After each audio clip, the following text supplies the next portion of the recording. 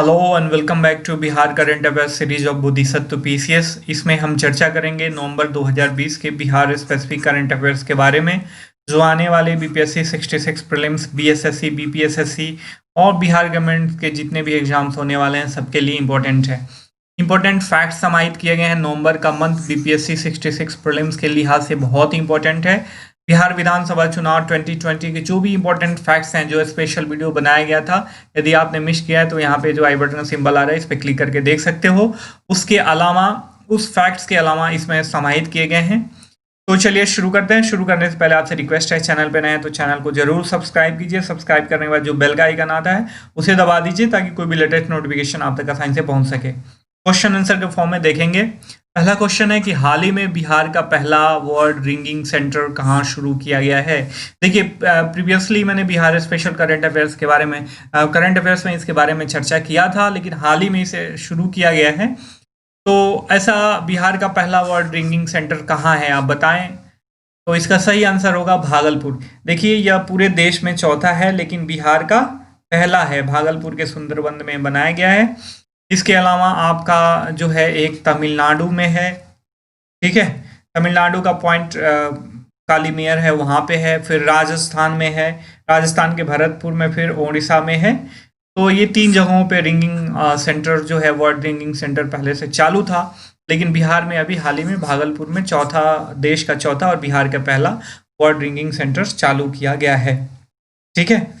इसमें होगा क्या, जो भी प्रवासी पक्षी होंगे, गरुड़ होंगे, उन्हें रिंग पहनाया जाएगा और रिंग पहना के उनकी मॉनिटरिंग की जाएगी। मॉनिटरिंग बहुत तरीके से होगी, उनके प्रवास, विकास, संख्या, उड़ान मार्ग आदि का मॉनिटरिंग किया जाएगा। तो आपको, आई होप आपको समझ में आ गया होगा। देखिए, इसका यदि आप पीडीएफ चाहिए तो नीचे दिए गए टेलीग्राम ग्रुप को आप ज्वाइन कर सकते हो, या सिंपली टेलीग्राम पे बोधिसत्व पीसीएस एकेडमी को आप सर्च मारे, वहाँ पे जाके चैनल को ज्वाइन कर सकते हो, वहाँ से आपको इसका पीडीएफ मिल जाएगा।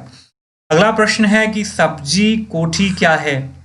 सब्जी कोठी, देखिए सब्जी कोठी जो है एक प्रकार का फल तथा सब्जियों को ताजा रखने का इक्विपमेंट है। ऐसे जैसे आपने ठेला गाड़ी देखा होगा, जो स्ट्रीट वेंडर्स होते हैं, ठेले पे सब्जी बेचते हैं, उसी पे इस इक्विपमेंट को लगाया गया है, जिससे होगा क्या कि जो भी वेंडर्स होंगे, किसान होंगे, लगभग 200 किलो तक वेजिटेबल्स को 10 से 12 दिन तक जो है फ्रेश रख सकते हैं, वेजिटेबल और फल को। इसे जो है नालंदा यूनिवर्सिटी की एनवायरमेंटल साइंस में जो मास्टर करने वाले छात्र हैं, भागलपुर के निक्की कुमार झा और उनकी बहन रश्मि, दोनों ने मिलकर बनाया है। सब्जी कोठी किसानों के लिए बनाया गया है, जबकि इसी तरीके का प्रिजर्वेटर जो है बड़े लेवल पे व्यापारियों के लिए बनाया गया है।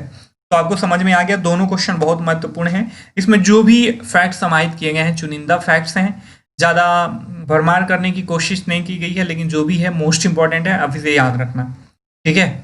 अगला प्रश्न है निर्वाचन से संबंधित, जो 20 चुनाव 2020 हुआ है उससे संबंधित। निर्वाचन विभाग के अनुसार बिहार 20 चुनाव 2020 में किस निर्वाचन क्षेत्र में महिलाओं ने सर्वाधिक मतदान किया, ठीक है। पूछ रहा है कि जो बिहार का विधानसभा चुनाव 2020 हुआ उसमें किस निर्वाचन क्षेत्र में महिलाओं ने सर्वाधिक मतदान किया। तो आपका सही आंसर है वायसी विधानसभा क्षेत्र, ठीक है। वायसी विधानसभा क्षेत्र में जो है महिलाओं ने सबसे अधिक मतदान किया है, जबकि बांकीपुर विधानसभा क्षेत्र में सबसे कम 32.14% महिलाओं ने वोट दिया है।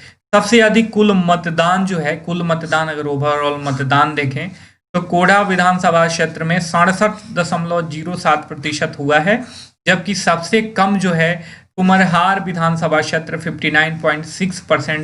69% वोटिंग रही है, जबकि 2005 में महिलाओं ने 60.48% मतदान किया था, ठीक है। आप इसे ध्यान में रखना, इंपॉर्टेंट है, प्रश्न पूछा जा सकता है, ठीक है। महिलाओं से रिलेटेड है, प्रश्न पूछा जा सकता है।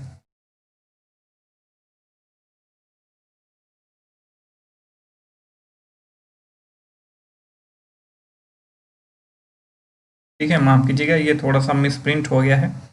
देखिए, इसे रिलेटेड क्वेश्चन है। ये क्वेश्चन मैं आपको दिखाना चाहूँगा, बताना चाहूँगा कि चुनावी प्रचार के दौरान आपने देखा होगा, बहुत न्यूज में रहा, बहुत चर्चा में रहा ये घटना कि चुनावी प्रचार के दौरान कहाँ पर मुख्यमंत्री नीतीश कुमार के मंच पर प्याज आलू उछाले गए थे, ठीक है।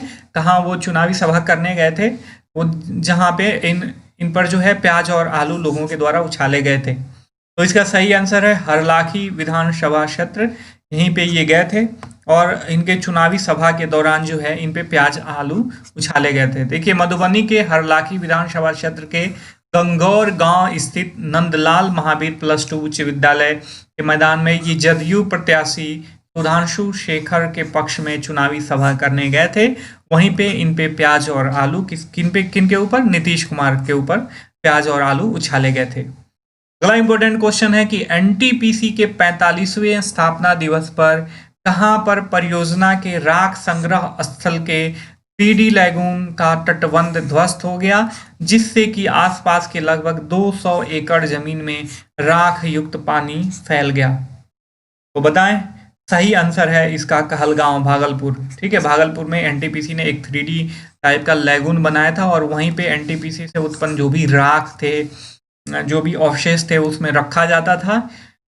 ठीक है, और अचानक से इसका तटबंध ध्वस्त हो जाने से लगभग 200 एकड़ की जमीन जो है राख युक्त पानी से भर गई, पट गई। तो ये क्वेश्चन इंपॉर्टेंट है, क्वेश्चन पूछा जा सकता है। तो सही आंसर इसका क्या होगा, कहलगांव। ठीक है, अगला प्रश्न है बिहार विधानसभा चुनाव 2020 के दौरान किस राजनीतिक पार्टी ने एक वेबसाइट लॉन्च करी थी जिसका नाम था फुलवरिया टू होटवार?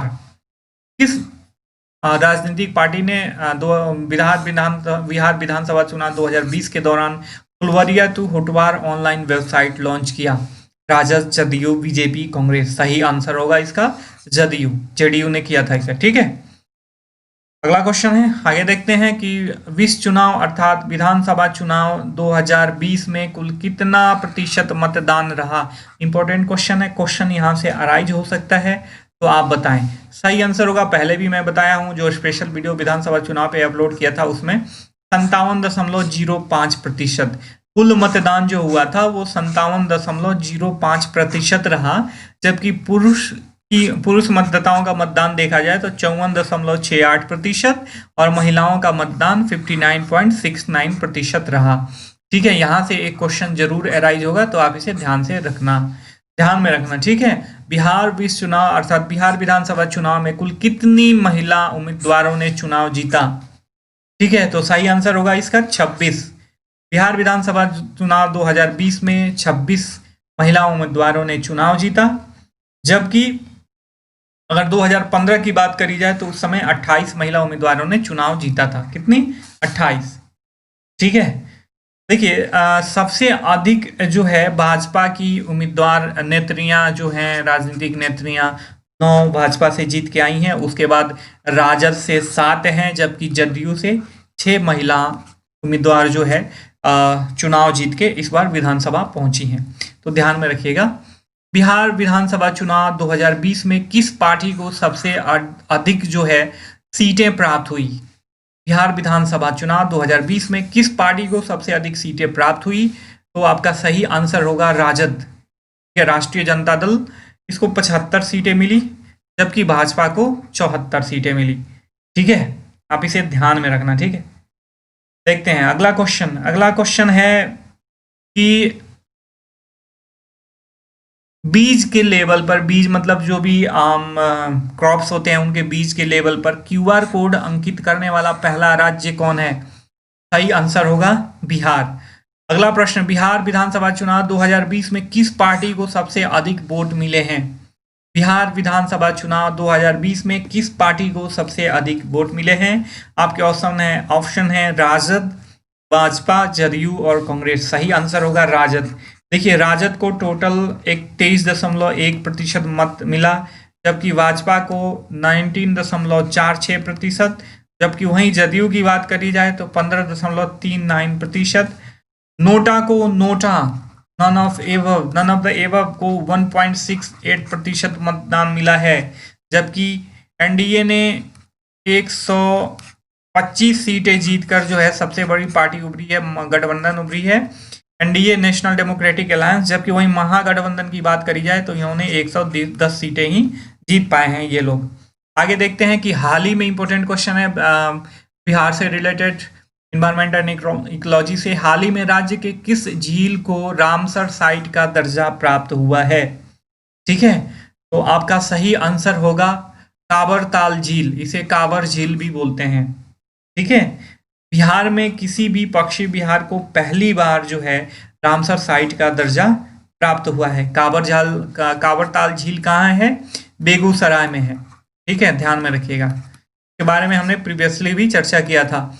17वीं विधानसभा चुनाव के बाद नवगठित मंत्रिमंडल में रेणु देवी को उप मुख्यमंत्री बनाया गया। कहाँ की रहने वाली है? रेणु देवी बेतिया की रहने वाली है। देखिए, जो 17वीं विधानसभा चुनाव 2020 हुआ था, उसमें यूपी के तर्ज पर 2 उम्मीदवारों को मुख्यमंत्री बनाया गया। एक थे तारकिशोर प्रसाद, जो कटिहार से हैं, चौथी बार चुनाव जीत के पहुंचे हैं।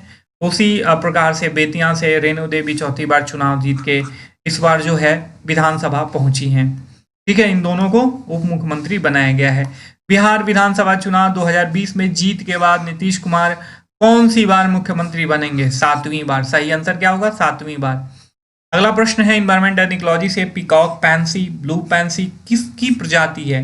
इनमें से किनकी प्रजाति है पीकॉक पैंसी, ब्लू पैंसी? तो ये तितलियों की प्रजाति है। ठीक है, आप इसे ध्यान में रखना, राजगीर में हाल ही में देखी गई है। अगला क्वेश्चन है कि 14वीं सदी में बना कंदाहा का सूर्य मंदिर जो है कहाँ स्थित है?